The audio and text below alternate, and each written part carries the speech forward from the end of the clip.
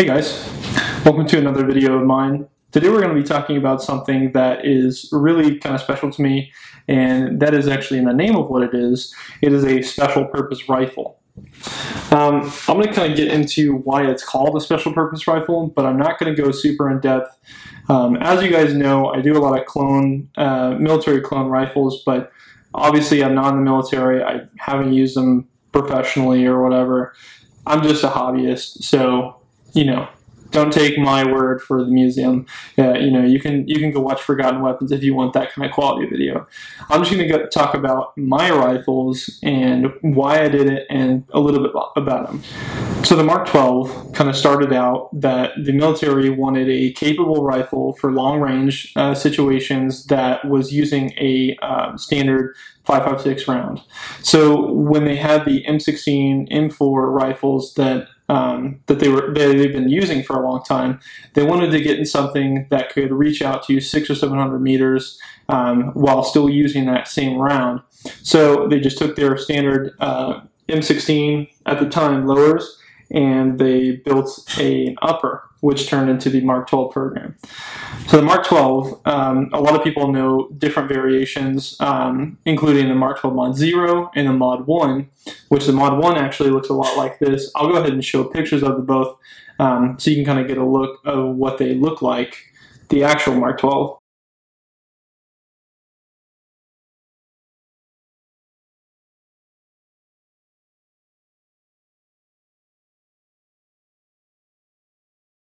So just by looking at those pictures, you can kind of tell the subtle differences between the Mark 12 Mod 1 and what I have in front of me, which I call the Mark 12 Mod 1 Recce or Recon clone.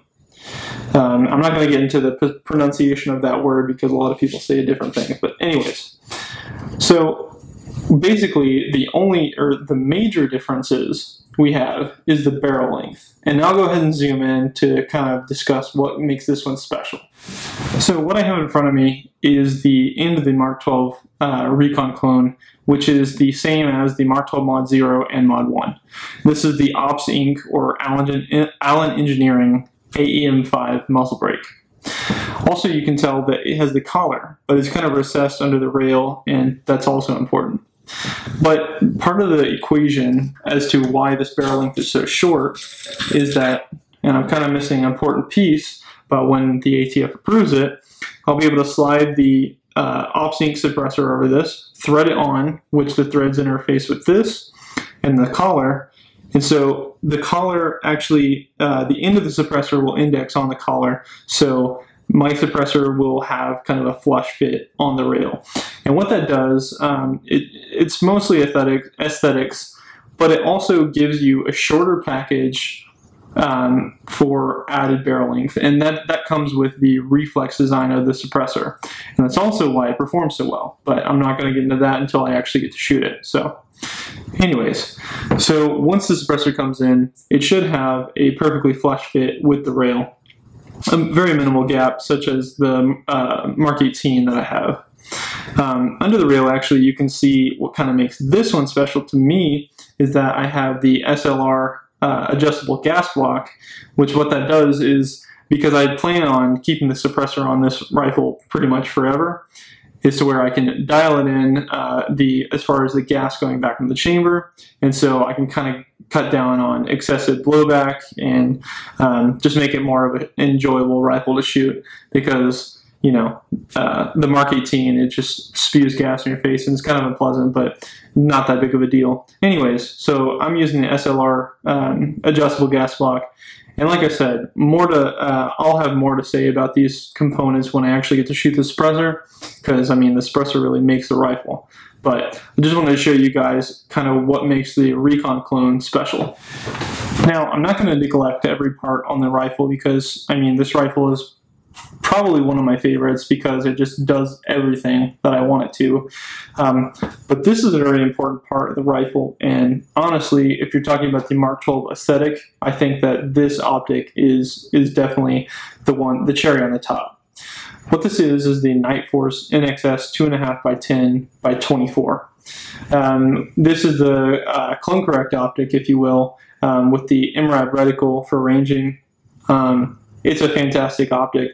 I really, I thought it was hype, and this is actually my first NightForce optic, and it's turned out to be just what everyone says it is.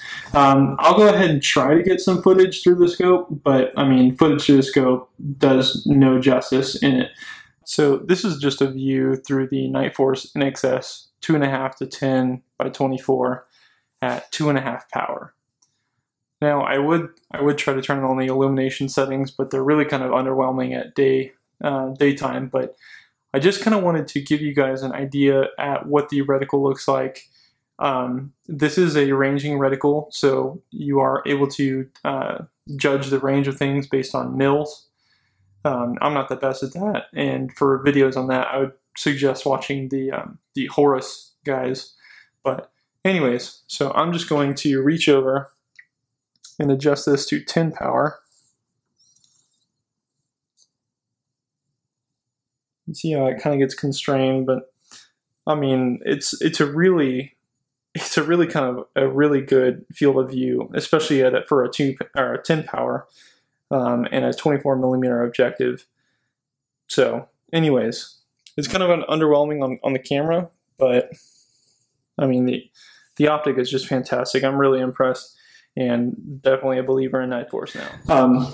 So just to talk about the scope briefly, NightForce includes this little nub that helps you adjust the power while you're on the optic. So that's really nice out of the box. And you can also adjust it if you want your the nub to be on the 2.5 side or the 10 side. So I mean, that's kind of cool.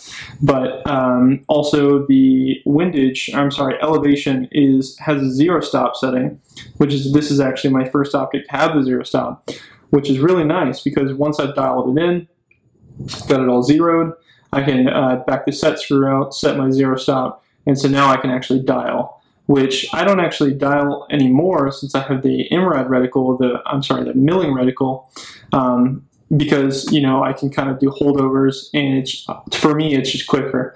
But the ability of the 0 stop is really cool. And on this side we have the capped windage turret. It's just a standard turret.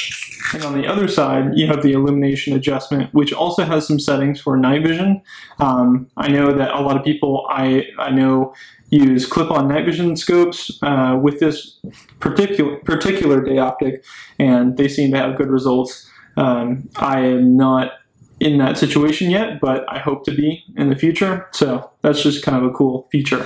And probably the most neglected externally, but most appreciated internally component of the rifle is my Geissele SSAE. Guys, if you haven't ran a Geissele trigger, I would just advise you to wait till our Black Friday sales or some kind of sale that comes up, or heck, just go out and buy it today, because this trigger is truly one of the best triggers on the market for an AR right now. I wouldn't be saying this if it was not true. Geissele is not endorsing me. I wish they would, but this is probably one of the best upgrades you can do for your rifle, and it really fits with the SPR that I'm going for, because the SSAE is kind of it is a light trigger that allows some rapid shots, but it also is a very crisp break that allows you to have some good accuracy. So anyways, my shameless plug for Geissele. They make a lot of great stuff. I mean, they're starting to make who knows what, but if Geissele touches it, it's pretty much good. So there you guys have it. There is my Mark 12 Mod 1 Recon clone, or Recce. So basically, I just wanted to talk about the reason that I think the Mark 12 was so cool. So I think the Mark 12 is so cool because it can do so many things, especially in this form, and that's kind of why I went with this form, which is the shorter barrel. I mean, it can do so many things. It can go, with this optic, it can go from 2.5, which is a perfectly fine a magnification for close quarters, like 50 to 100 meters. I mean, it's very maneuverable. It's not too heavy. I mean, I know it's not going to be as light as your tricked out 3-gun, but I mean, it's just a really cool, capable, and relevant today military rifle clone. I mean, these things have been around for a long time, and I mean they're still out there and still working and doing what they're supposed to do. Just because, I mean, it's a very capable system. Anyways, I would encourage you all to do some reading, watch more videos. I'm definitely not an expert on this, but I just think it's cool, and I wanted to kind of get that out there because not very many people are aware of the military rifle clones and how accurate they can get them. Because everyone should be able to own these things, and I sure wish that my little selector could go into 3 positions, but you know, whatever. That's a different topic. But anyways, thank you for watching, and I hope to be making more content and showing it to you guys in the future. So, thank you.